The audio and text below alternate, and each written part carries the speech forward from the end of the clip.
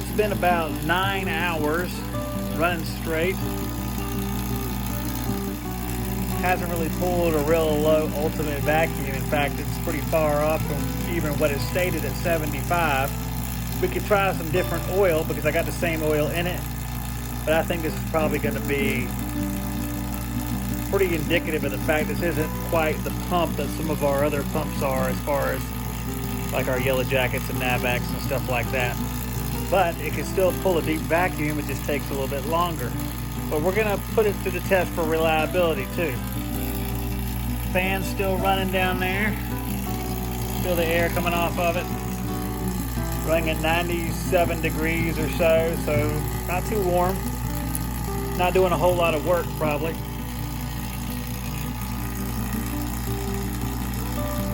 Got it 124. Ultimate vacuum is supposed to be 75. I don't know if it doesn't say that on here, but I think it says it on the website. I'm gonna shut this thing down for tonight because I'm not gonna leave it out like this running all night. I just don't like it unattended. So we have 9 hours on the pump so far. At this part of the video, I am hooking up the vacuum pump so that I can pull a vacuum on this recovery cylinder and just make sure that once we give it a little bit of volume, that we can actually pull this vacuum down to an appropriate level.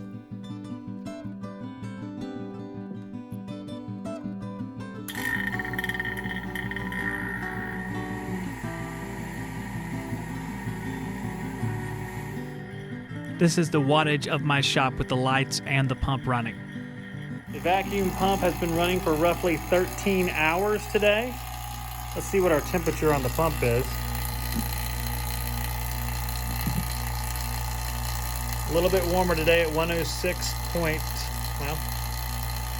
we'll say 106 or just over. Definitely warmer to the touch when I came down here earlier. So we've been pulling a vacuum on this recovery drum, pulling through the blue vacuum gauge on the red. I say blue and red because sometimes those are reversed and I don't want to speak too soon. Let's see where we're at. We're in the good vacuum area. For some reason when I turn this filled piece gauge, this is the SVG3 probably, I think. Whenever I turn it on, it always starts higher and then goes back down lower. Maybe it has a memory of where I last looked at it, I'm not sure. Looks like we're just below 150, which is good enough, but I think another pump probably would have done a better job. So I'm gonna shut the valves on this, see if it holds vacuum overnight with these old valves, and shut the pump off. After 13 hours of runtime, it's been doing pretty good so far. We're gonna continue to beat it up a little bit here going forward.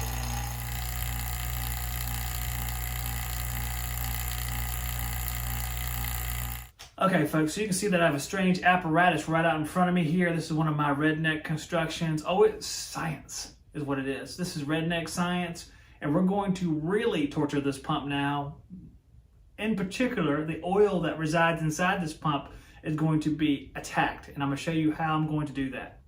Now, we have our Pittsburg vacuum pump here. I'm going to take this cap off right here. We're going to have our 1/4 inch hose running up. It's going to come around, and it's going to connect right here. And we're going to draw a vacuum against this column of water down here in this particular container. And I'm going to see how the oil becomes degraded, how quickly, and what it looks like in general to draw a vacuum like this. Now, is this stuff vacuum rated? We have a piece of copper. It's running into a piece of vinyl tubing like you'd see on a condensate pump, 3/8. And we have a pipe clamp on there, but we also put a little bit of glue on it too.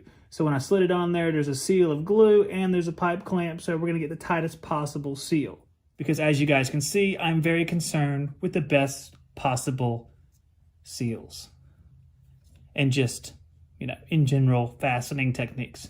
All right, I'm gonna turn on this pump. It ought to sound pretty awesome as it pulls this vacuum. We'll watch the water and we'll watch the oil itself as it starts to degrade.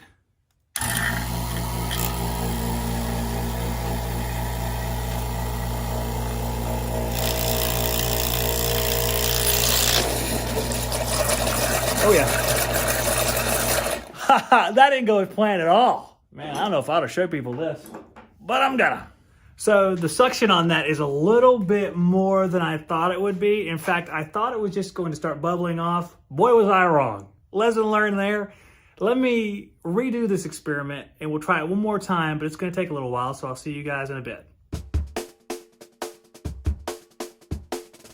Okay, well, it's been a couple hours. It feels like a long time. I've been drinking for a while, so it kind of muddies the waters of the chronology of today. That was a rough go around here a second ago. So what I've done now is we built a completely different testing apparatus.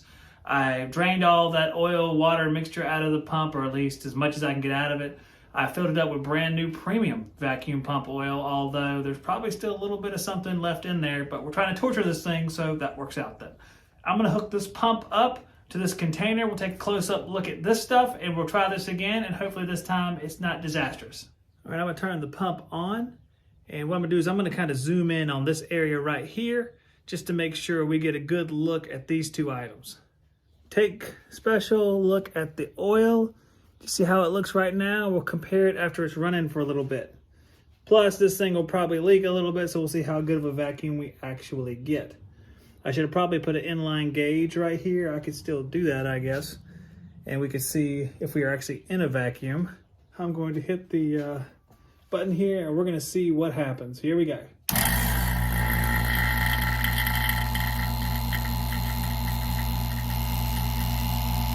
Yeah, we have some evaporation for sure. So we'll see how that affects the oil right here. We can see it's relatively clear. It ain't going to be perfect because of what we went through before. The gauge says we're in a slight vacuum, not much, because we have all this water down here boiling off.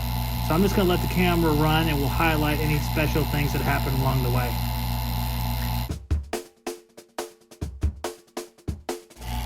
We're going to take a closer look at the oil now to see what's developing there. As you can see, the oil has a murky, milky substance starting to flow into it. That would be our moisture getting into the oil. You see it slowly taking over, flowing from this side across here. And I'm assuming that soon it'll be clouding up the entire oil sight glass.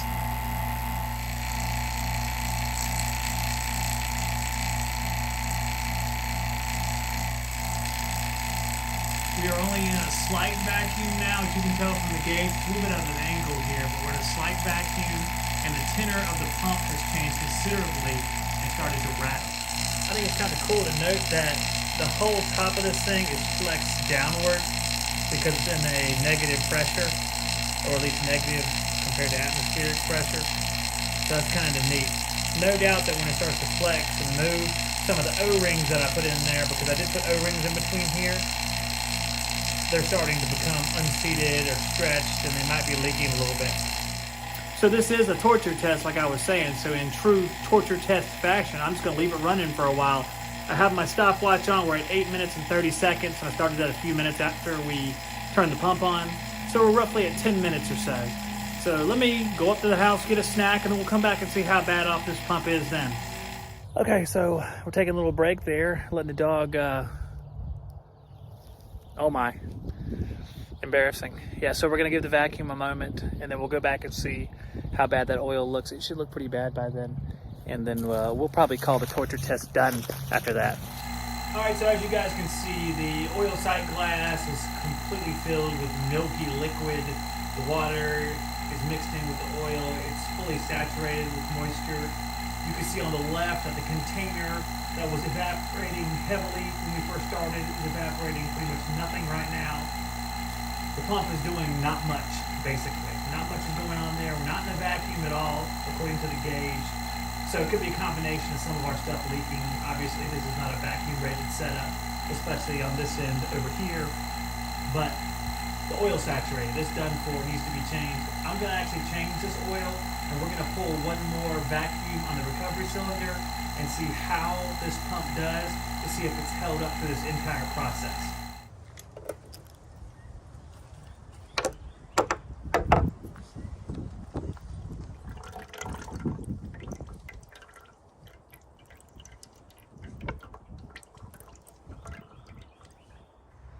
Man, oh man, that looks pretty saturated. So once I put some new vacuum pump oil in the pump, it still looked like it was a little bit murky. So what I think I have to do to give it a fair shake is to take the head off the pump, kind of clean it out a little bit. So that's what we're going to do next. I'm going to take the head off the pump. I'm draining the oil out right now. I want to make sure I give it a fair shake. Once I put it back on the recovery cylinder to pull a vacuum on it, I want to make sure it's in the best possible shape it can be, so we know the true nature of the pump. Is it going to be good enough or not?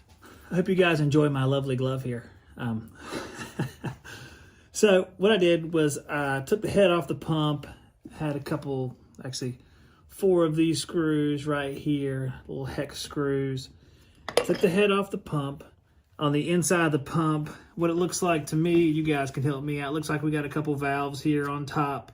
And if we take the piece off right here, you can see it has these 3 long screws. And you can see there's little placeholders right there. You can see the pumping mechanism, how it rotates and creates that compression, moves them valves in and out. It's a pretty cool little thing right here, but you can see also, if you look up close, there's a lot of that moisture-laden oil in there. So we're gonna do a little bit of cleaning up here. And once I have everything cleaned back up, I'll put it back together and we'll see if it performs as well after the cleaning as it did before, which was mediocre. We should probably hit that mark, right? Well, our pump is reassembled. It has exactly the amount of oil it needs because that's all we had left down to the last drop. I have the filled piece micron gauge on the recovery cylinder. That valve is open. The other valve is closed. I'm going to start the pump and then open this valve, and we're going to see how the pump sounds. Pump sounds good initially. Let's go ahead and open the valve and see if it gets really loud. Okay, so we have a lot of mist coming out of the exhaust port. I'm gonna let this thing run for about an hour. We're gonna see if we get down to that 100 to 200 micron range that was in before, whenever the pump was not quite as abused, and then we'll compare and see if it has survived the torture test. Okay, it has been an hour. Our pump is warm but not hot like it typically was. Let's see where we're at.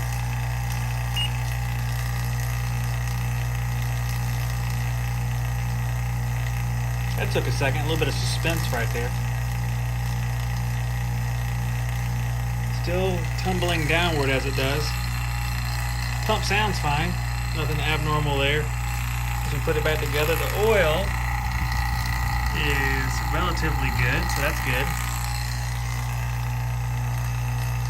Micron level, relatively close to where it was before, so I don't know. Seems pretty okay. That's pretty much it for this pump torture testing. I think it actually did a really, really good job for what it is. And what it is a cheap pump that is not going to pull a vacuum as efficiently, as quickly as any of your other pumps. It may get you out of a bind. It may be a good thing to keep around as a secondary pump. But still, I mean, I remember I bought a 2CFM CPS pump that was like $120 some from TruTech.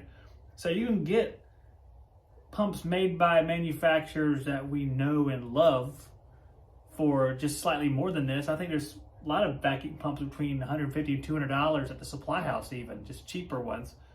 So, I mean, I don't know if they're any better or worse than this one, but this one seemed to do okay. What do you guys think? Do you think it did a really good job, an okay job?